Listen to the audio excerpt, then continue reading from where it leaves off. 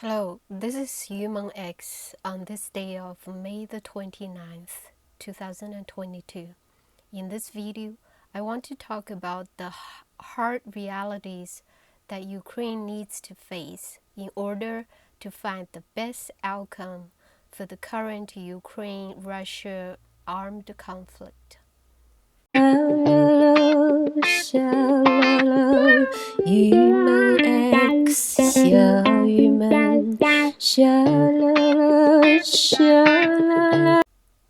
Ukraine should stop fighting Russia, give eastern Ukraine to Russia, be a neutral country away from NATO, and sign a non-aggression treaty with Russia. This is definitely against all conventional wisdoms.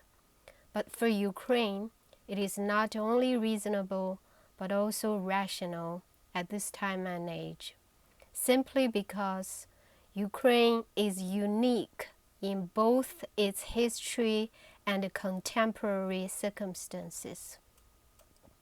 When it comes to terms and definitions of territory integrity and sovereignty, Ukraine should not just apply these concepts in the conventional way. Ukraine has a situation that needs to be analyzed and resolved as a unique case in its own right. Ukraine should not just quote the general sayings or rely on the general principles when it comes to territorial disputes. I am going to try my best to explain this from here onward. Ukraine has a very short history of being a nation state. Historically, Ukraine had never been a country. Ukraine had no nation-state status until after it broke out from the Soviet Union. The Soviet Union, under the leadership of Lenin and Stalin, practically created and made Ukraine a strong republic in the Soviet Union. Ukraine inherited a lot of legacies, both tangible and intangible, from the Soviet Union. However, after the 2014 political coup designed and instigated by US trained and funded demagogues, Ukraine turned against Russia. Statues of Lenin and Stalin were toppled by Ukrainians. Russian language and culture were banned in Ukraine, leaving the majority Russian-speaking population in eastern Ukraine very unhappy. Cold War is over.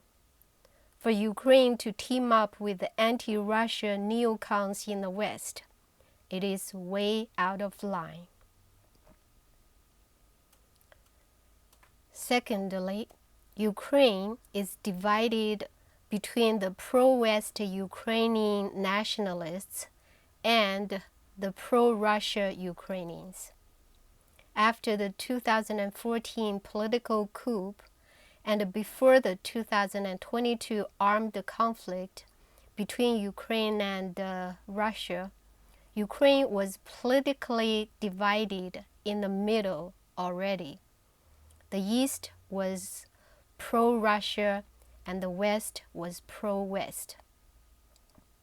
In the 8 years before 2022, the Ukrainian government had been using force to brutally suppress the pro-Russia population in eastern Ukraine, killing more than 14,000 people, including women, senior citizens, and children. Just like Russia can't keep the Ukrainians to stay close to Russia, Ukraine also can't keep the Russian Ukrainians to stay close to Ukraine. This leaves only one option, that is, let the eastern Ukrainians stay close with Russia and the Western Ukrainians can go with the West. Thirdly, Crimea should be returned to Russia if Ukrainian nationalists are bent on being anti-Russia and pursuing a love affair with anti-Russia forces like US-led NATO. Crimea belonged to Russia historically and was gifted to Ukraine in 1954. According to information on the Wilson Center website, quote, declassified files reveal nothing more about the motives for the transfer, leaving us with just the two official rationales that were published in 1954. The first one is the secession of Crimea was a noble act on the part of the Russian people. To commemorate the 300th anniversary of the reunification of Ukraine with Russia, and to evince the boundless trust and love the Russian people feel toward the Ukrainian people. And the second one is the transfer was a natural outgrowth of the territorial proximity of Crimea to Ukraine, the commonalities of their economies, and the close agricultural and cultural ties between the Crimean Oblast and the Ukraine SSS.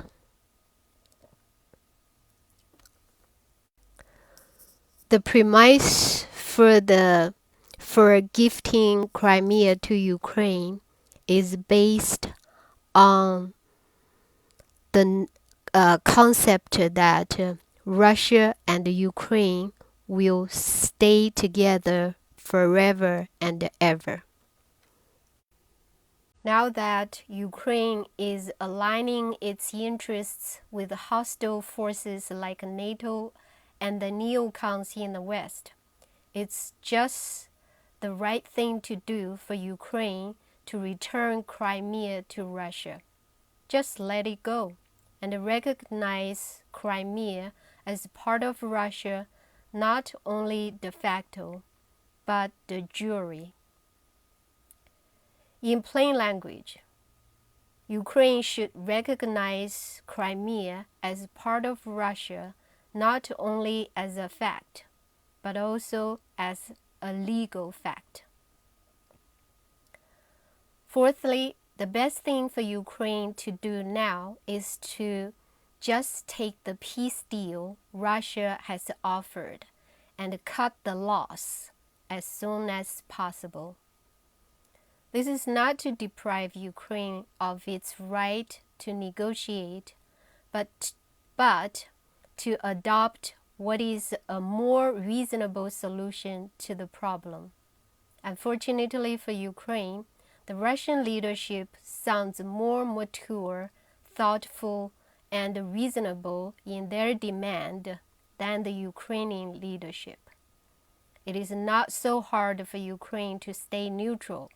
Furthermore, it is not hard for Ukraine to keep a working relationship with Russia while courting favors from the West.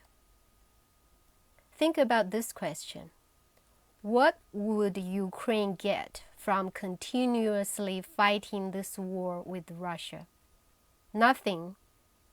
Nothing but more lives lost, more damages, more financial lost, longer and harder time to recover, and more suffering for the Ukrainian people. It is foolish to go with the, quote, fight to the last Ukrainian, unquote, in order to quote, weaken Russia, unquote. It is foolish to go along with this plan of the crazy U.S. leadership. This basically means total destruction of Ukraine for the purpose of weakening Russia just to perpetuate U.S. hegemony. What would Ukraine gain from this? Death, annihilation. What makes Zelensky think he has the right to sacrifice all the Ukrainian lives for whatever agenda he has in his mind? It's totally crazy. Fifthly, copying the West is not good for the overall well-being of Ukraine, as well as the well-being and the future of the world. Ukraine has been aspiring to be accepted by the collective West. The aspiration has turned into such a deformed passion that the Ukrainian government is denouncing a part of the history that made Ukraine a stable and a strong entity. That part of the history that Ukraine has been so desperately to shed and deny is its Soviet past. Younger Ukrainians have this idealistic notion about what the West is like, with no real understanding of the problems in the Western system. This is due to two facts. One is that there has been only a small number of leftist-leaning thinkers who are voicing their concerns about the mounting social and environmental problems that the Western capitalist system has created for the world. Another is that the voice of the left is hardly heard in countries that are so busy copying the West, like Ukraine, China, etc. In conclusion, Ukraine would be better off to start a new chapter with a more homogeneous population in Western Ukraine. So Ukraine should just let go of the East. Right or wrong, Ukrainian nationalists would be able to promote Ukrainian culture in a more homogeneous and more manageable Ukrainian nation state in the West. To give Eastern Ukraine away to Russia is to lighten the load for the Ukrainian nationalists. It is also a more just way to go forward, since the Ukrainian nationalists have committed horrendous oppression and even war crimes against the predominant Russian residents in eastern Ukraine in the last 8 years. All of the above mentioned would be a win-win solution for both Ukraine and Russia. The sooner a ceasefire is achieved, the better it is for not only the Ukrainians, but also the rest of the world. The sooner a ceasefire is achieved, the sooner the world can get on with the more important things like curbing warmongering throughout the world, eradicating poverty, realizing sustainability, reversing climate change, so on and so forth. Thank you for watching, and see you next time.